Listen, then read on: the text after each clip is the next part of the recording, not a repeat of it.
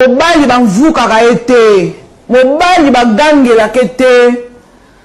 Eh, yo comme ça mobali ra mwana yo. Hein? Mobali ba dicta ka ete.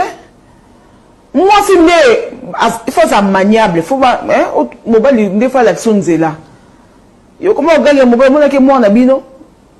Oyoka ki kaza leka noko na bino bien mwana suka batata na bino. Te.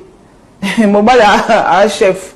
Asala te. Azanango azanango te. Il est le chef. Respect. Ami balignos. Eh. Yo tanga jeunesse te hein. Hein? Eh. Mobali akutana na nzambe. Mobali asolola na nzambe. Mobali ebi seka mokili. Eh. Tuna damte. Eh. Mobali ebi seka nyonso tu. Mobali ndo mona ke wana.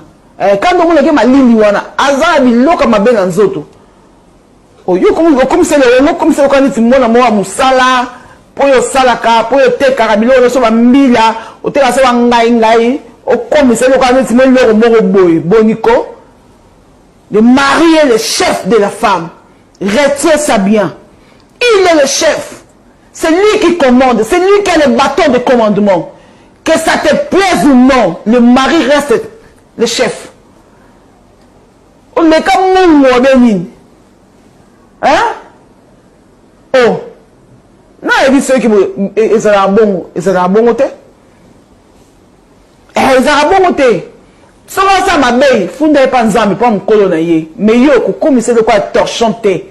Au commissaire de quoi ne tient le côté bon côté. Moni bongo au kabaye. Au kabaye.